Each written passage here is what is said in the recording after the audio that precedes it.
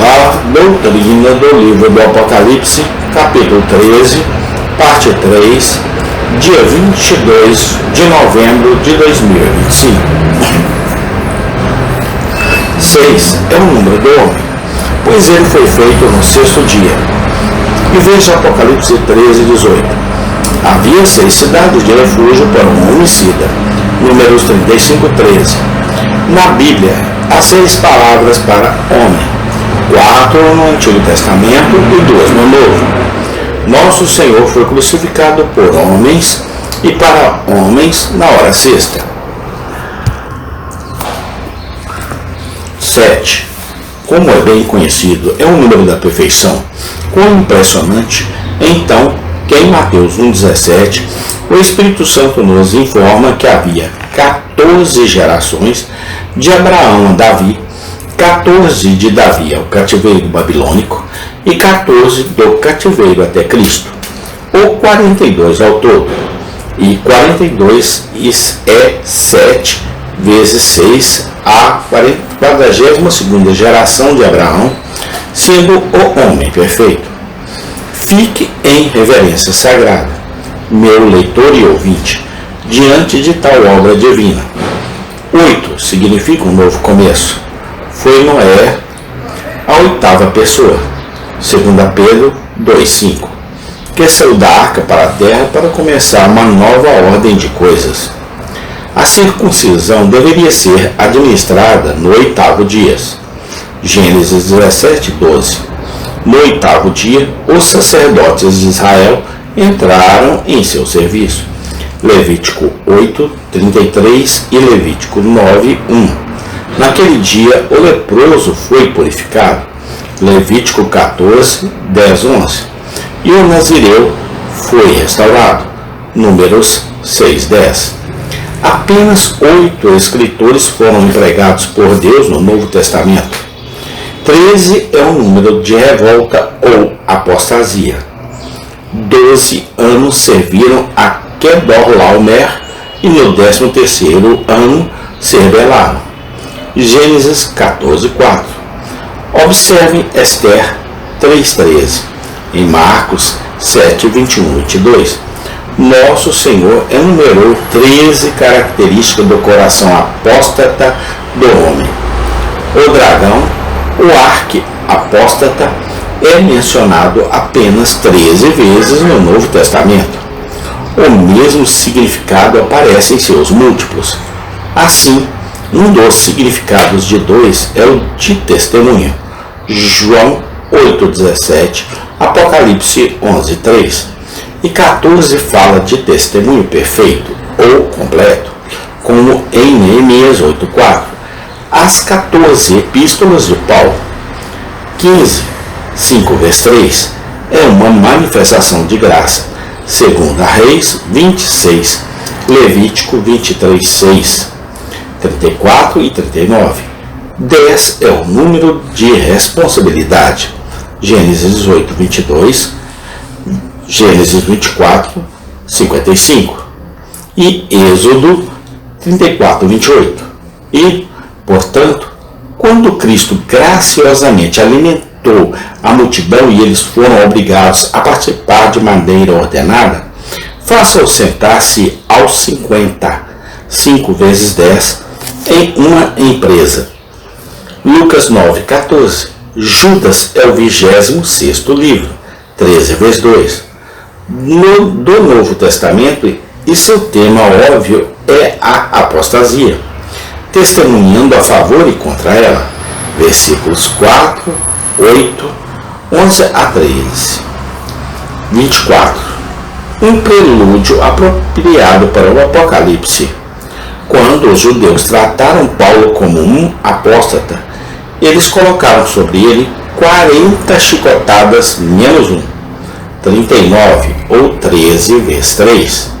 2 Coríntios 11, 24. Assim, em toda a Escritura, os números não são usados ao acaso, mas com design. Não apenas isso, mas embora sejam empregados por nada menos que 40 escritores, mas sempre com precisão uniforme, o que só pode ser explicado com base no fato de que todos foram inspirados por um e o mesmo Espírito. 10. Sua reserva. Se a Bíblia fosse de origem humana, uma fraude transmitida ao mundo, exatamente o contrário teria acontecido.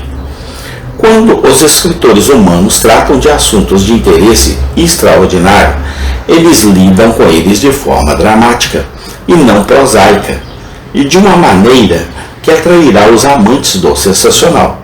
Mas não há nada parecido nas Escrituras. Em vez disso, uma santa restrição repousa sobre seus escribas. Quando os escritores seculares despertam a curiosidade, eles se esforçam para satisfazê-la, enquanto os escritores sagrados não levantam um dedo para remover o véu dos mistérios de que tratam. Eles nunca recorrem à imaginação, nem se entrega àquela especulação que é tão proeminente nos autores e discípulos de todas as religiões pagãs. Isso só pode ser explicado com base no fato de que o Espírito Santo suprimiu suas tendências naturais. A inspiração divina da Bíblia aparece não apenas no que é dito, mas igualmente no que não é dito.